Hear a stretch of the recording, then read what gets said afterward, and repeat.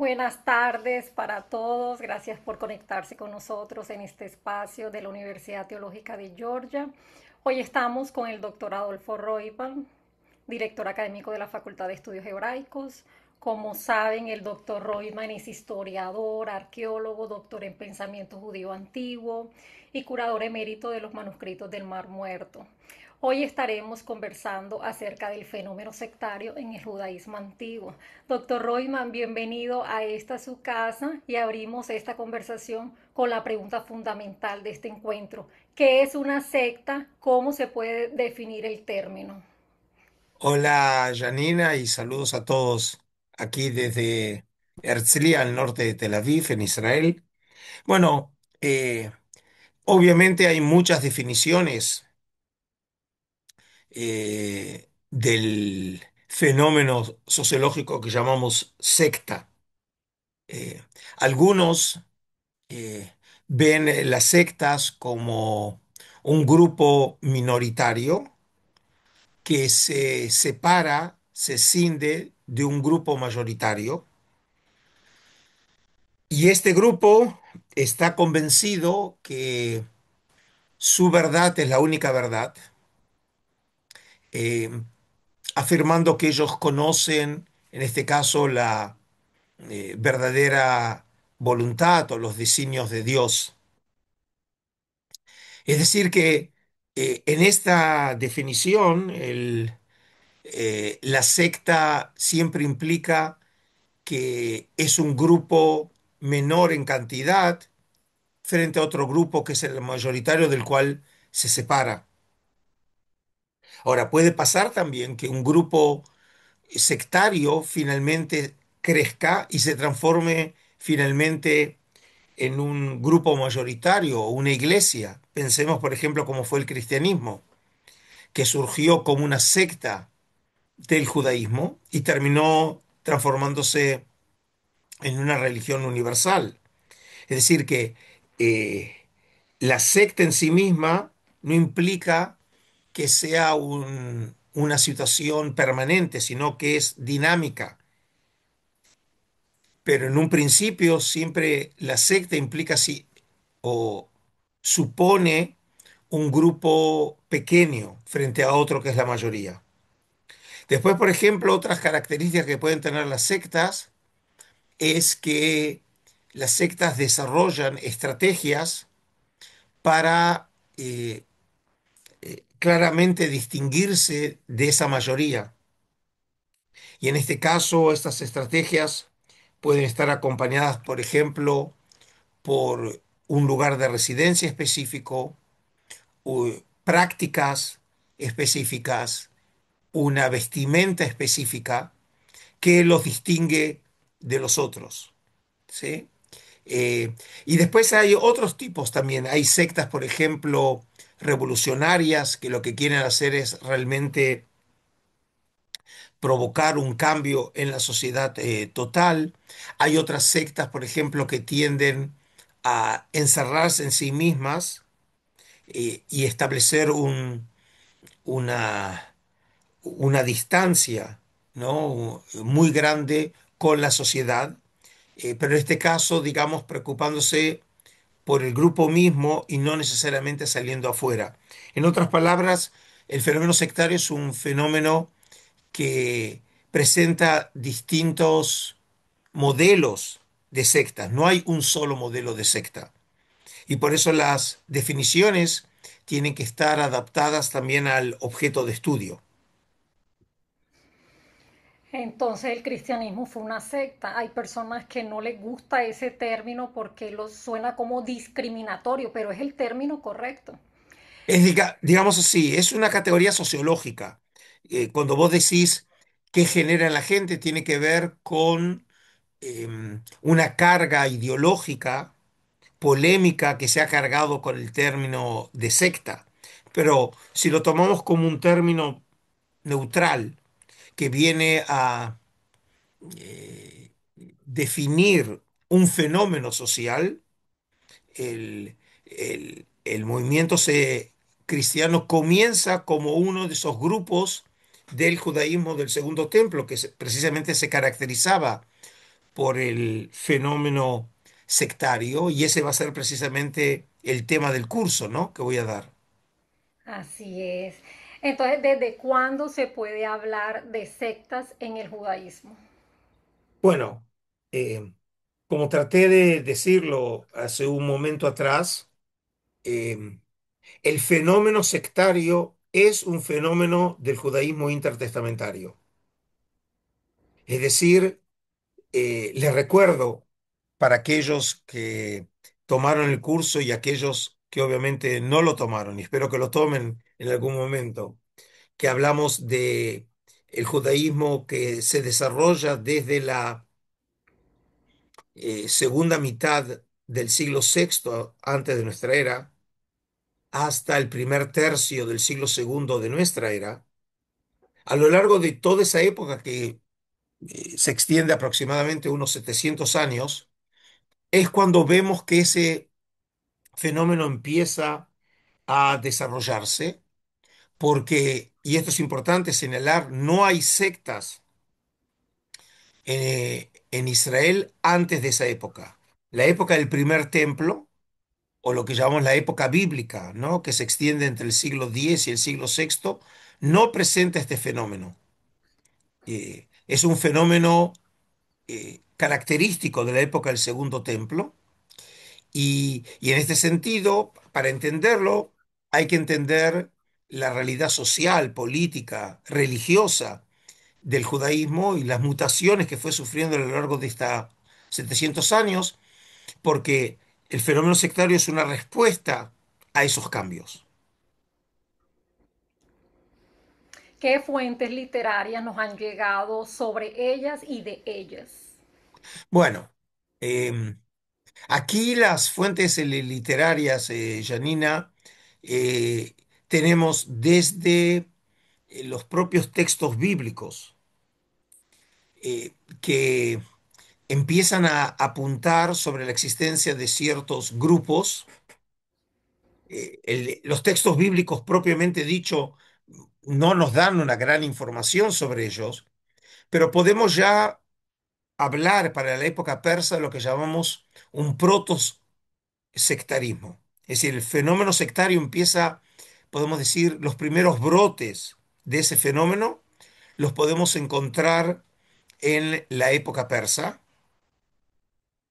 cuando, por ejemplo, los judaítas que habían regresado de Babilonia como resultado del permiso dado por Ciro II el Grande de poder regresar a la tierra de Israel, nosotros vemos que empieza a presentar ciertas características de un grupo que se quiere distinguir de la sociedad mayoritaria, que empieza a tener prácticas diferentes y que empieza a establecer límites, por ejemplo, como lo vemos en la historia de Esdras capítulo 9 capítulo 10 y en Nehemías 13, la historia de la expulsión de las mujeres extranjeras, es decir, establecer límites de relaciones sociales, con quién sí casarse y con quién está prohibido casarse, ¿sí?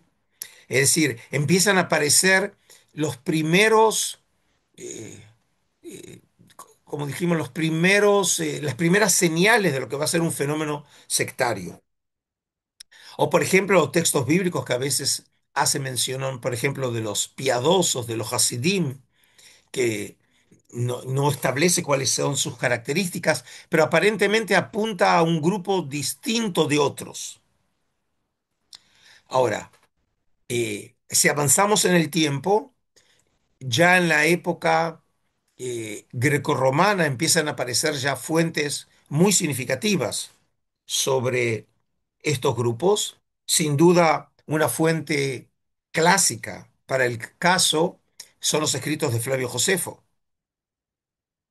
Por ejemplo, cuando nosotros en uno de los encuentros, creo que va a ser el final, el último de los encuentros, cuando hablemos de los tres grandes grupos, los famosos fariseos, saduceos, esenios, la fuente no exclusiva, pero sin duda muy importante, específicamente para el grupo esenio, es Josefo, fines del siglo primero de nuestra era.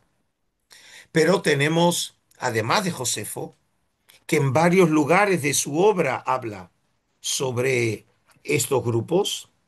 Eh, También tenemos, por ejemplo, eh, el Nuevo Testamento como fuente. En el caso del Nuevo Testamento, por ejemplo, nos habla de fariseos y saduceos, pero nunca hace mención de los esenios, por lo menos bajo ese nombre. Tenemos, para el caso de los esenios, tenemos también eh, el gran filósofo judío Filón de Alejandría en algunos de sus escritos. Y después tenemos, por ejemplo, eh, una fuente fundamental, que es el grupo de lo que llamamos los rollos del Mar Muerto, que en este caso nos sirve no solamente para hablar del grupo mismo, que tiene claras connotaciones y rasgos sectarios, sino también porque los rollos en sus obras sectarias o polémicas hablan de sus enemigos, es decir, de sus rivales políticos religiosos. Y en este caso nos permite, obviamente, eh, eh, utilizar fuentes de la época para ver cómo un grupo evaluaba a los otros grupos. Y después tenemos, por ejemplo, textos más tardíos, pero en algunos casos son ecos de tradiciones más antiguas, como por ejemplo son las fuentes rabínicas, o incluso los materiales de los padres de la iglesia.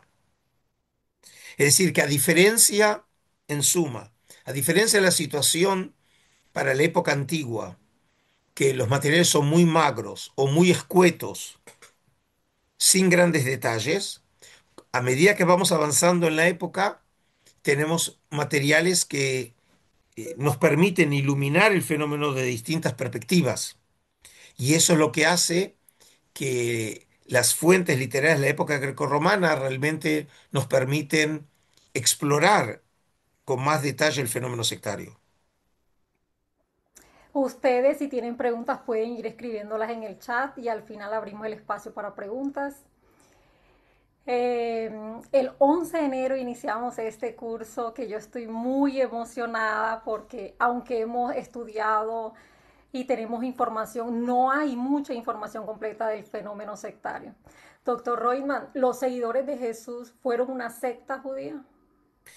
Bueno, primero quiero hacer un comentario a lo que acabas de decir, porque me imagino que la gente que participa en el curso, de alguna manera y en algún momento de su educación o sus lecturas, se han cruzado con estos temas. En realidad, mi objetivo en el curso no es solamente enseñar materiales nuevos, sino en realidad ponerles orden.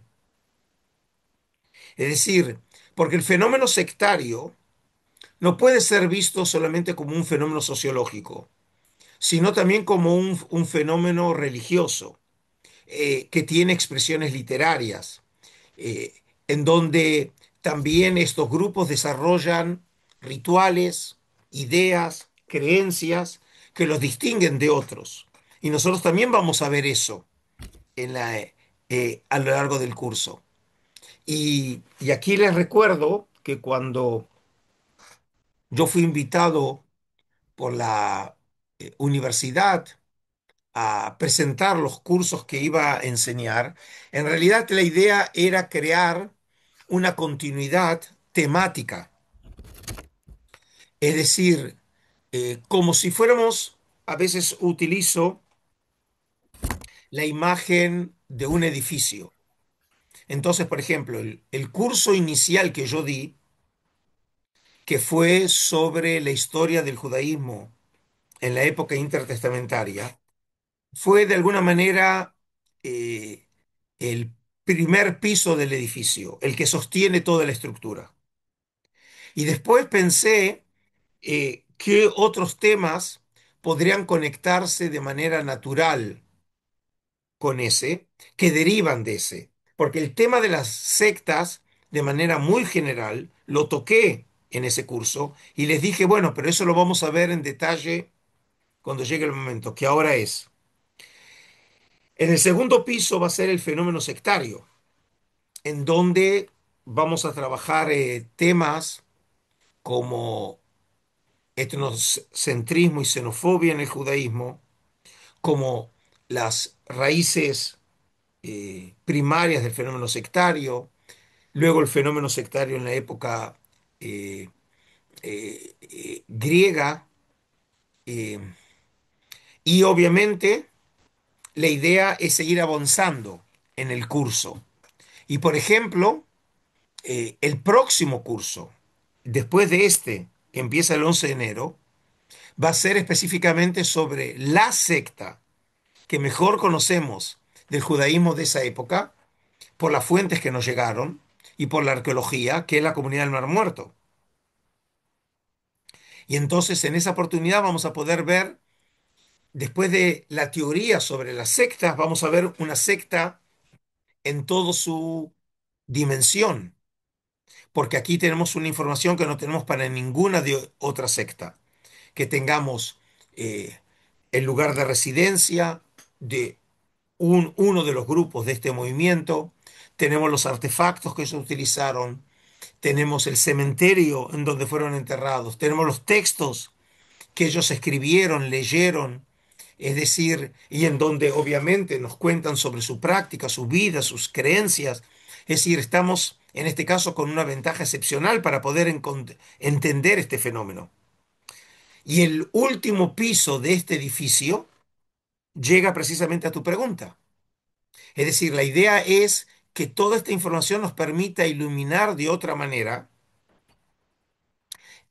a los comienzos de la iglesia, que de alguna manera es uno de los objetivos también de la facultad, ¿no? Porque la idea es estudiar el judaísmo con un propósito muy claro, que es entender el marco eh, histórico, social, religioso, literario, filosófico del cristianismo, que es precisamente el judaísmo.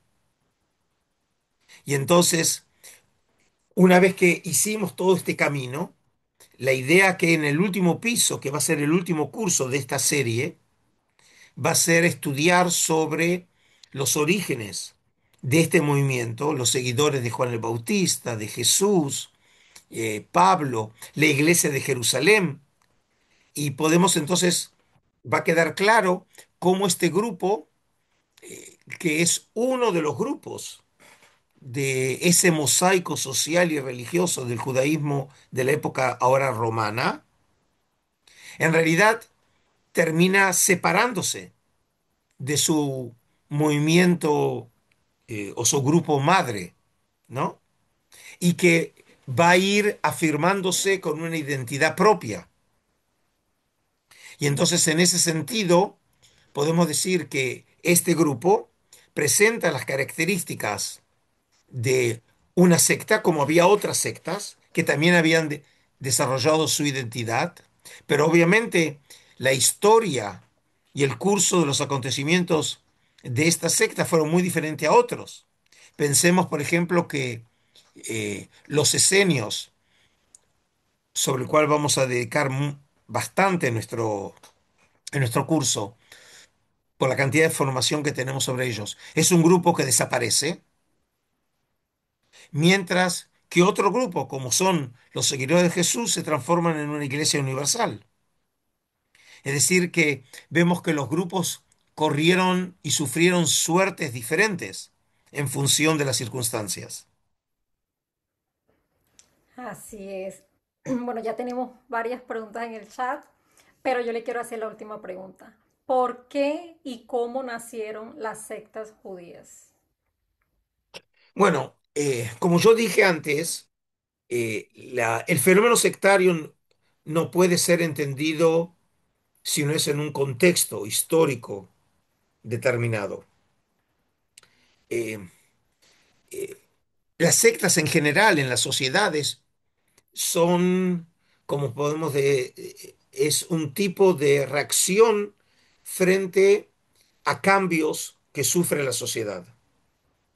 Y esto vale para cualquier sociedad, no solamente para la sociedad judía.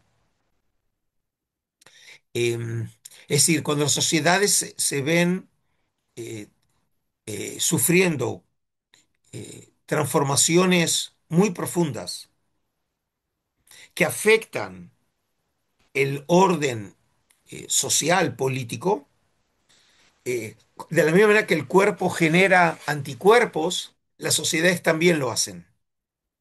Y las sectas serían parte de esa lucha que genera la sociedad para defenderse de algo que cree que es eh, peligroso o que pone eh, en jaque la armonía social.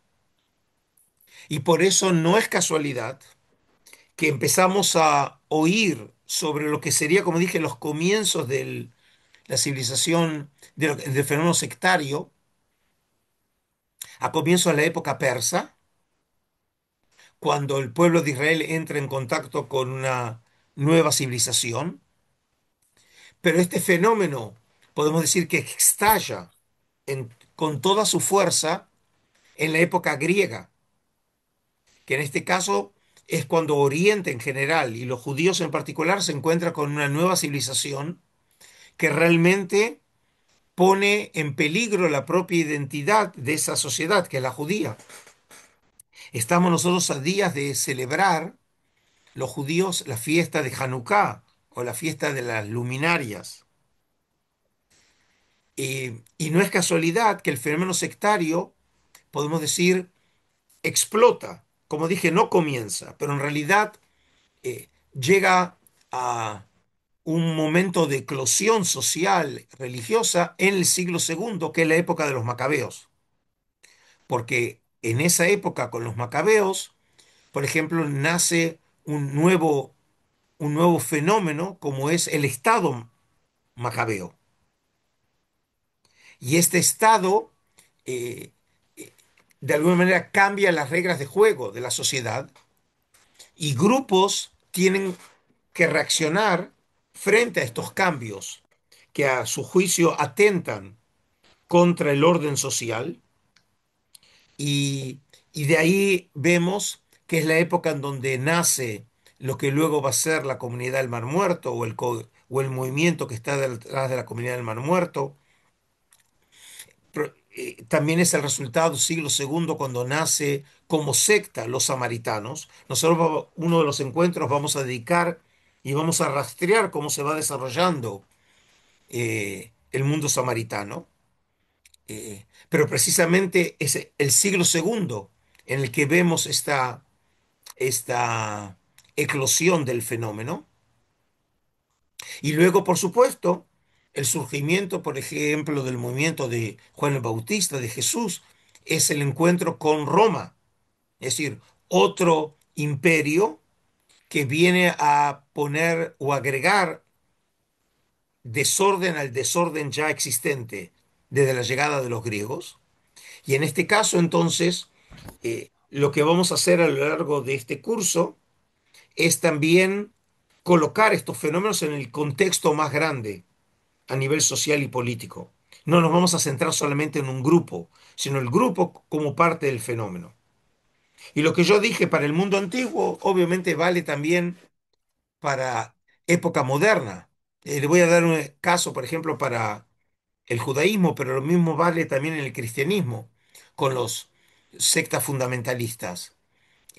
Por ejemplo, nosotros podemos decir que la ultraortodoxia judía, que es algo muy común, que se habla mucho en los diarios, en las notas periodísticas, es un fenómeno sectario en el judaísmo moderno y es la reacción contra la modernidad. Es decir, cuando el mundo judío moderno se vio en este caso afectado y incluso para algunos en verdadero peligro eh, al redefinir los términos de identidad judía, entonces, como dije, la sociedad o grupos dentro de la sociedad reaccionan como si fueran anticuerpos contra ese peligro, que ellos lo ven como eh, u- un ataque directo, ¿no? Al orden judío. Y entonces lo que hacen es crear estos grupos porque la ultraortodoxa también tiene subgrupos, pero como fenómeno lo que quiere es precisamente distinguirse del curso que la mayoría de los judíos va a llevar, que es precisamente eh, el fenómeno de la secularización. Y este grupo entonces desarrolla de una manera exacerbada los aspectos religiosos para distinguirse de la mayoría, precisamente que siguen una línea secular. Es decir, que lo que creo que también el curso les puede dar a los alumnos de interés, no solamente para aquellos que se interesan en el mundo antiguo, sino para entender mejor el mundo en que vivimos nosotros. Excelente, bueno, todas las personas que estén interesadas en hacer el curso El fenómeno sectario con el doctor Royman, estudiar con el doctor Royman es un privilegio. Realmente en la facultad nos sentimos muy honrados por contar con la presencia del doctor Royman, toda su trayectoria, experiencia. Y esperamos que se inscriban. Ya aquí hay varios inscritos. Si no están inscritos, contáctenme hoy mismo para que se inscriban. Tenemos varias preguntas. A Vamos a ver, iniciar con José Céspedes. Dice, ¿hay influencias de estas sectas diversas en la iglesia cristiana naciente? bueno, eh, no puede no haberlas, no puede no haberlas.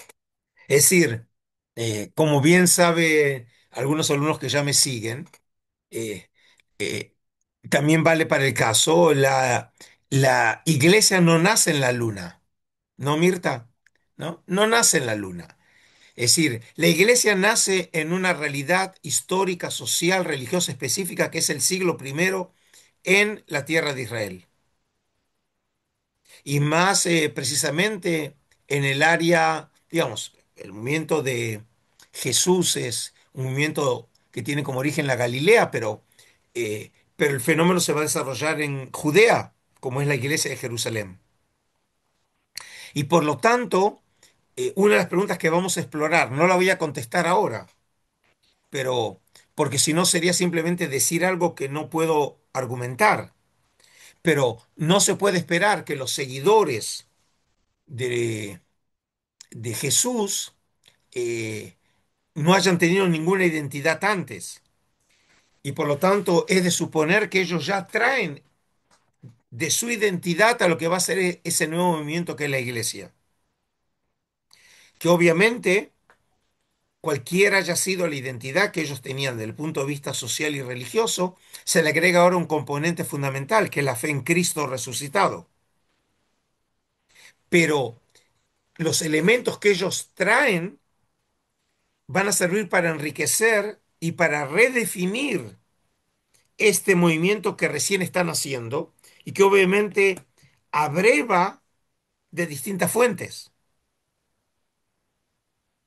Y entonces vamos a poder nosotros distinguir algunos elementos de dónde pueden venir. Pero sí, claro que nosotros podemos eh, eh, identificar elementos que permiten ver de qué manera la iglesia va desarrollando a partir de un trasfondo social, religioso, intelectual, su propia identidad. Me imagino que algo de eso estuvieron viendo con el profesor Jaime Vázquez Allegue, ¿no? Así. Mostrando que realmente esa iglesia nace de un mundo judío y eso se manifiesta en sus costumbres, en sus ideas, en sus prácticas, en su liturgia. No puede ser de otra manera. No puede ser, ¿sí? Es decir, ellos no parten de cero. Ellos ya heredan una tradición y lo que hacen ahora es enriquecerla, transformarla y redefinirla en función, obviamente, de la fe en Cristo. Ok. Así es. Bueno, Mirta dice, hola doctor, si bien el fenómeno comienza a manifestarse en Israel en la época persa, ¿es posible que se haya generado en la misma Babilonia cuando sus exiliados estaban redactando los textos? Eh, lo que podemos ver en Babilonia, acá estamos obviamente muy dependientes del material que nos llegó, por lo tanto está muy filtrado el material. Pero lo que podemos empezar a ver, que eso precisamente lo vamos a explorar en el comienzo del próximo curso, va a ser que eh, la línea, digamos, xenófoba y etnocentrista va a ser una línea que está en la base del fenómeno sectario. Y eso podemos empezar a identificarlo en una realidad exílica. Precisamente, podemos decir que una de las estrategias que adoptaron los judaítas exiliados en Babilonia fue elevar, podemos usar la imagen, elevar unos muros para protegerse. Y entonces, en esa estrategia ya está implícito lo que va a ser el futuro fenómeno sectario. ¿Ok? Entonces, porque frente a esa experiencia vivida por los judaítas para poder subsistir, es lo que les permitió a ellos, en última instancia, superar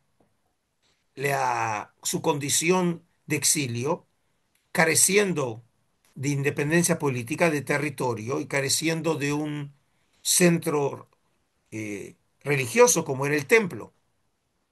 Y entonces ahora había que crear un nuevo mecanismo social que permita la subsistencia. Y la prueba está que lo hicieron.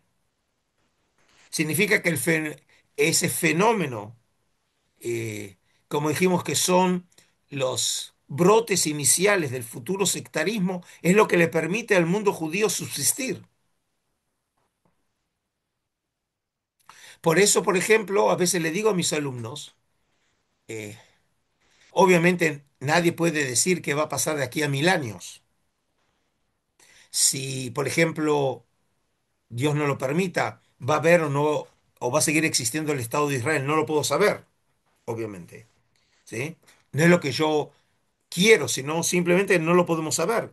No podemos saber. Pero de sí que estoy seguro que sectas judías como los judíos ultraortodoxos van a seguir existiendo.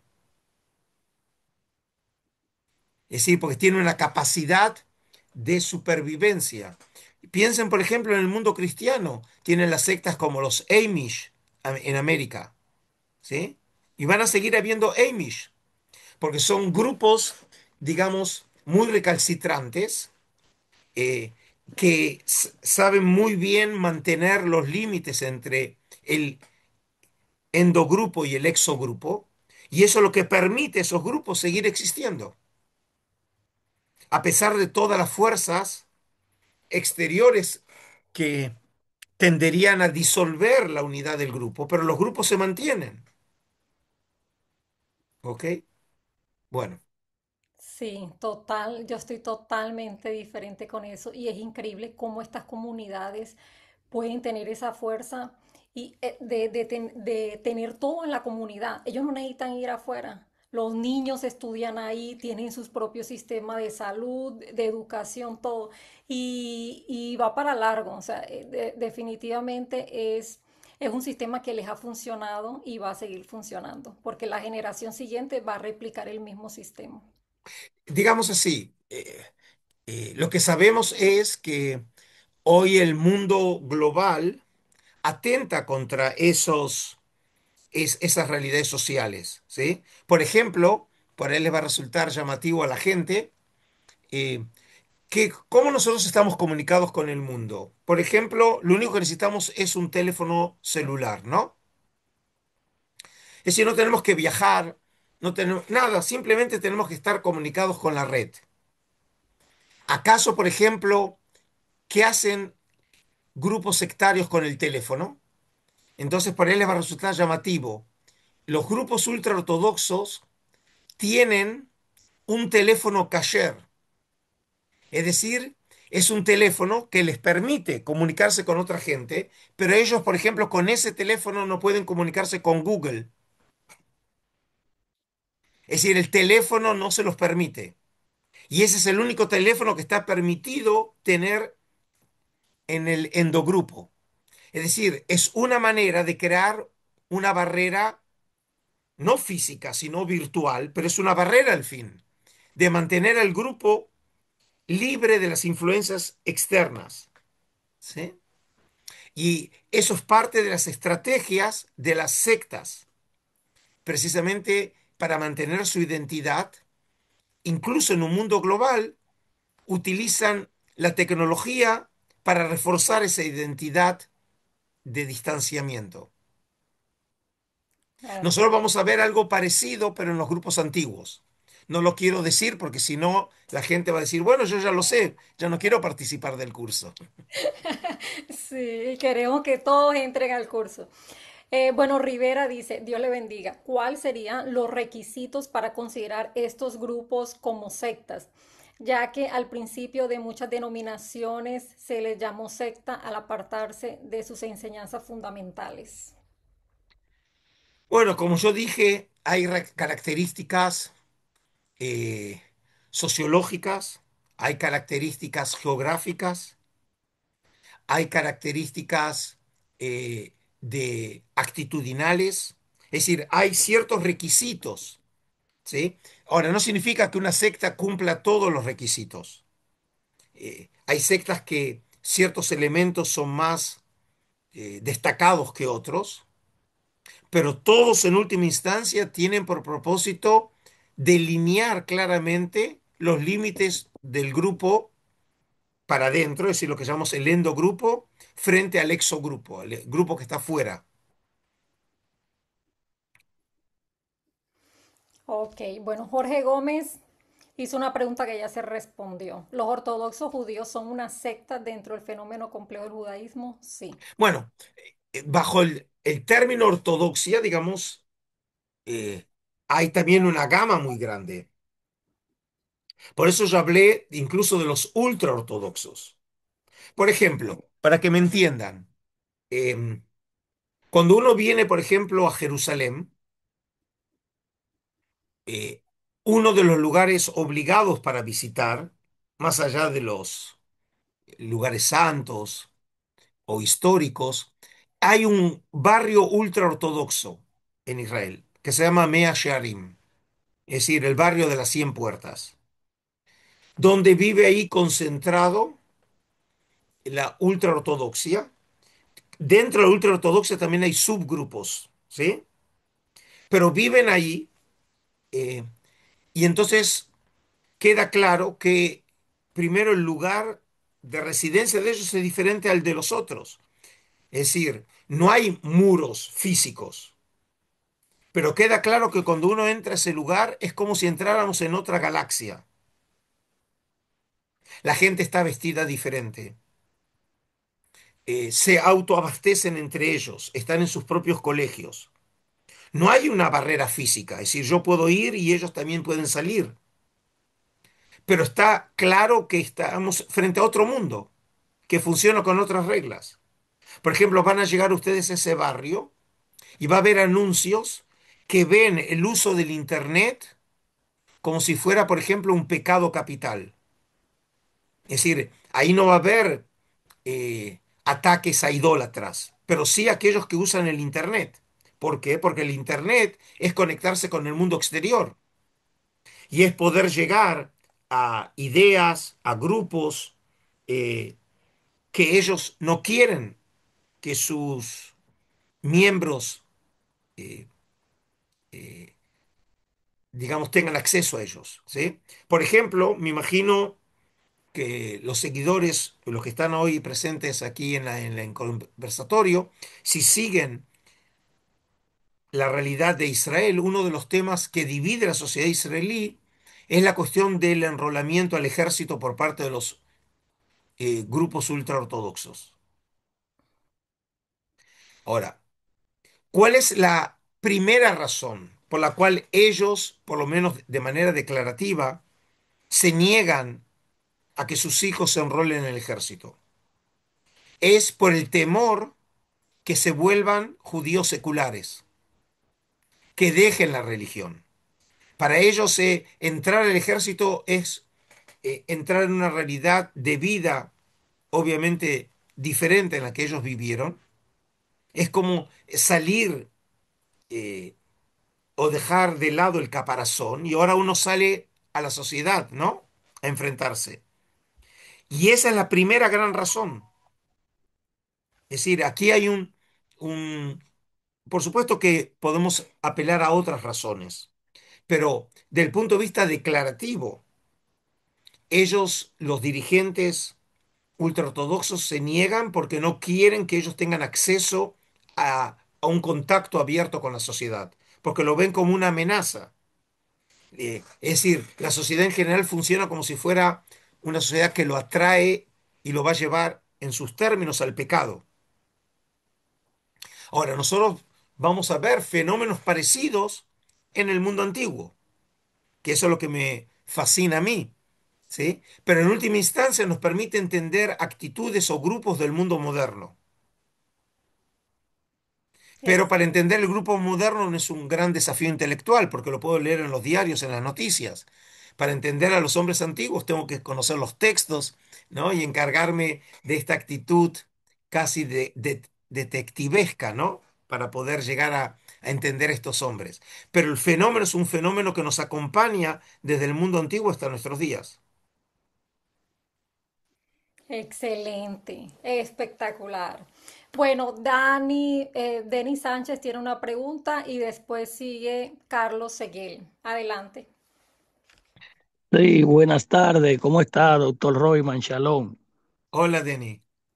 Sí, hace mucho que no interactuaba con usted y quería decirle hace mucho que, aunque ha pasado mucho tiempo, lamento mucho la pérdida de su madre, que no tuvo oportunidad de darle el pésame. Mm. Sí, y yo tengo dos preguntas en una bien rápido. La primera que tengo es, ¿cuándo y por qué el cristianismo dejó de ser una secta judía? Y ahí mismo en ese orden. Fue la destrucción del templo en el 70 después en nuestra era, después de Cristo, el fin del sistema sectario. O sea, ¿cómo afectó la destrucción del templo a estos grupos? Gracias. Bueno, la primera pregunta podemos decir que la separación de seguidores de Jesús, que todavía no se llamaban cristianos, la terminología aparece a fines del siglo primero, pero la separación de ellos es un proceso, no es un evento, ¿sí? Y podemos ver entre el siglo segundo hasta el siglo cuarto esa lucha eh, por cada grupo tratar de definir sus límites, porque paralelamente a lo que está sucediendo con los seguidores de Jesús, que se quieren autodefinir y distanciar de los judíos, a su vez tenemos los judíos también están en un proceso de redefinición de sus términos después de la destrucción del templo de Jerusalén. Y entonces eso tiene que ver con tu segunda pregunta. En realidad el fenómeno sectario, podemos decir, no desaparece de manera absoluta, pero sí ha perdido ahora, podemos decir, intensidad después de la destrucción del templo. Y esto se tiene que ver por el intento dentro del mundo judío de recomponer de alguna manera la unidad nacional después de la catástrofe. En realidad son dos catástrofes. Una, la catástrofe de la destrucción del templo y la otra, la destrucción la derrota de Bar Kokhba, ¿sí? Es decir, del, de, el- del levantamiento entre 132 y 135, también termina con la derrota frente a los romanos. Y en este sentido, frente a esa sensación de descomposición social de la unidad nacional, es lo que lleva también a- al desarrollo de lo que va a ser el futuro movimiento rabínico, que tiene como misión recomponer, digamos, las filas judías Y en este caso, entre uno de esos objetivos es distinguirse de aquellos, como son los cristianos, que afirman, en este caso, esa fe en Cristo que los judíos veían como amenazante a su identidad. Pero el fenómeno sectario no desaparece del mundo judío. Prueba de ello es, por un lado, que tenemos y continúa su existencia, por ejemplo, en el movimiento, lo que llaman los samaritanos. Y luego vamos a tener, por ejemplo, otros grupos eh, que a veces quedan desdibujados en las fuentes, que serían grupos eh, gnósticos que nacieron también del mundo judío, porque una de las fuentes del gnosticismo va a ser también el judaísmo. Y después tenemos, por ejemplo, sectas que se conformaron a lo largo de la historia del pueblo judío. No va a ser parte de nuestro curso, pero por ejemplo, consideren por un lado el caraísmo. El caraísmo es una secta judía que nace en Babilonia en el siglo octavo y se va a transformar en el gran rival del rabinismo en los siglos 10, 11, 12. Va a ser el gran rival del rabinismo. Es decir, el fenómeno sectario es un fenómeno que tiene eh, eh, peaks and down, ¿no? Tienen altos y bajos en el mundo judío, pero no desapareció del todo. Y como dijimos, en épocas de crisis es cuando empieza a aparecer marcadamente este fenómeno. Carlos Rodrigo, adelante. Buenas tardes, profesor. Buenas tardes, Janina. Eh, Sí, un gusto verlo, profesor. Bueno, a todos. Muy breve, profesor, quería preguntarle si en el curso vamos a abordar. Mire, hay un tema que yo estoy tratando, uno de los temas que pretendo eventualmente escribir e investigar, que está relacionado con el tipo de Dios que se tiene en las distintas sectas, por ejemplo. Por ejemplo, en el cristianismo ocurre que los que son marionistas, por ejemplo, en el cristianismo primitivo, o los que siguen la tesis más tomasina, por ejemplo, algunos tienden a tener una visión más inmanentista de Dios. Por ejemplo, los marcionistas son pura trascendencia.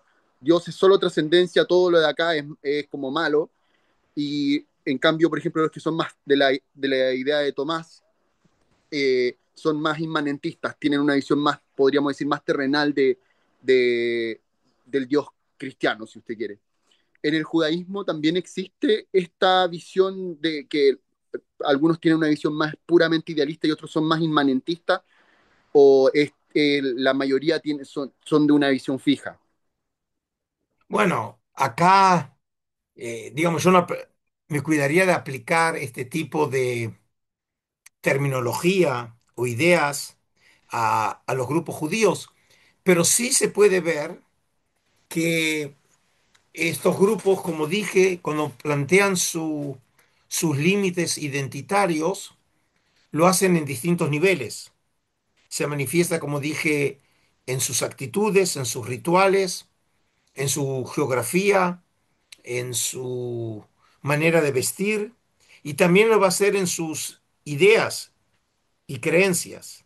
Por ejemplo, en el caso específico de un grupo que conocemos también como la Comunidad del Mar Muerto, vemos que desarrollaron ideas religiosas que no encontramos en ningún otro grupo.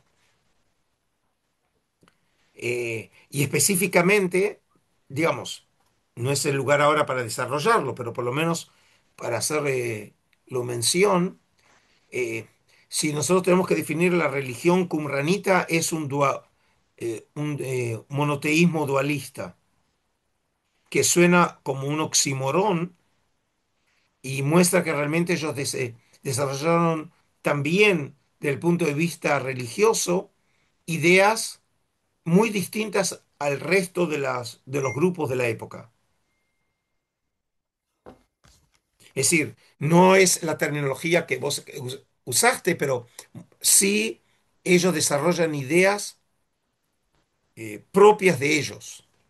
Es que se lo pregunto, por ejemplo, porque, no sé, por ejemplo, el profesor Piñero, él sostiene que la visión del Mesías que se tenía, por ejemplo, era de un reino terrenal, de que él venía a restaurar un reino en la tierra y que el Mesías era un Mesías político. Entonces, que es muy distinto a la visión del Mesías que tiene el catolicismo, por ejemplo, que es pura trascendencia, por ejemplo. Bueno, em, yo sé lo que dice Antonio.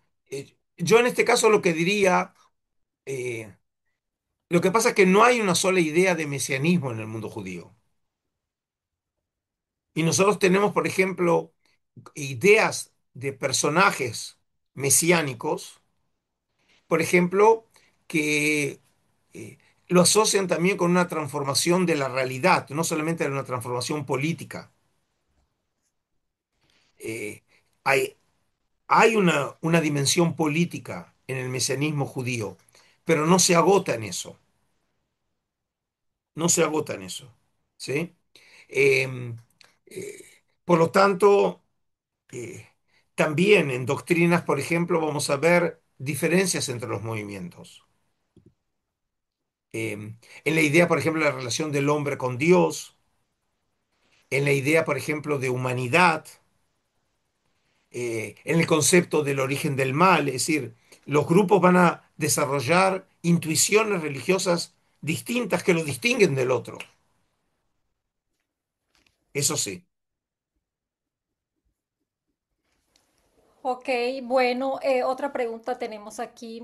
¿Es la ortodoxia judía la que pretende la creación del tercer templo, verdad? Esto es un poco más complejo. Eh, eh, lo que llama la ortodoxia, no son los grupos ultraortodoxos. Eh, Son los que se llaman los grupos de judíos religiosos nacionalistas, que es una rama dentro de la ortodoxia, pero en este caso el aspecto nacionalista tiene un peso muy grande, que es una línea dentro de la ortodoxia, ¿sí? Pero no poder, por ejemplo, los ultraortodoxos, en este caso, incluso va a haber aquellos que se oponen a esa posibilidad, porque lo que caracteriza esta línea de los judíos nacionalistas es la importancia de la acción humana por la construcción del tercer templo, mientras que la esperanza de religiosa judía tradicional, que va a ser la que promueven y aceptan y adoptan los ultraortodoxos, es que la construcción del templo depende de Dios, no de los hombres. Bueno, doctor Reutemann, yo quiero ya que sea 11 de enero, quiero comenzar ese curso. Es uno de los cursos que he esperado toda mi vida. Y pues con usted, imagínese. Wow. Personas interesadas en el curso, les voy a leer los temas que vamos a tratar, que va a tratar el doctor Reutemann. Las raíces bíblicas del etnocentrismo y xenofobia, el fenómeno presectario en la época persa, los samaritanos y la polémica con los judaítas, la civilización helenística, los asmoneos y el nacimiento del sectarismo judío, saduceos, fariseos y esenios. Es decir, un curso espectacular. Si están interesados en inscribirse, me pueden contactar ahora apenas que terminemos para que queden matriculados hoy mismo. No sé si hay una última pregunta, alguien que quiera hacer un comentario oralmente, o ya no tenemos más preguntas por hoy. Solo dar Wow. las gracias y compartir su ansiedad porque creo que estamos todos muy felices de poder volver a tener clases con el profesor. Y además el curso se ve espectacular. Y bueno, espero realmente satisfacer todas las expectativas y escuchándote a vos, Janina, creo que en vez de directora académica, creo que te voy a nombrar mi representante y agente, ¿sí? Sí, Bueno, soy su manager porque a todos lados yo voy hablando de usted. bueno, entonces quiero terminar, si me permitís, primero, eh, como bien saben, nosotros los judíos, como dije, estamos por celebrar la fiesta de Hanukkah, o la fiesta de las luminarias, que por cierto aparece mencionada por ese nombre en el Evangelio de Juan, en la época de Jesús. Y obviamente entonces como presupongo que los que me están oyendo no son judíos, entonces yo los saludo a ustedes. Primero me saludo a mí mismo por las próximas fiestas judías y los saludo a ustedes por unas felices Navidades y obviamente a todos que tengamos un muy buen año. Y nuestro curso ya va a formar parte de este comienzo de año que espero que sea eh, mucho mejor que el último. En realidad no tiene que ser un gran año para que sea mejor que el último. Así que eh, esperemos que sea un buen año. Y como es además el año del Mundial, obviamente queda claro, ¿sí? Qué es lo que yo espero de este Mundial. Pero no quiero crear ninguna tensión. Quedémonos con el fenómeno sectario. Gracias, doctor Royman. Gracias a todos por participar en este conversatorio. Y como no Gracias, nos doctor vemos Royman. hasta el 11 de enero, también Gracias a ustedes. les quiero Gracias, desear doctor. Gracias, muchas gracias. feliz. Adiós, buenas noches y Gra- bendiciones desde Israel. Adiós. Gracias, bendiciones. Shalom. Shalom. Shalom, shalom.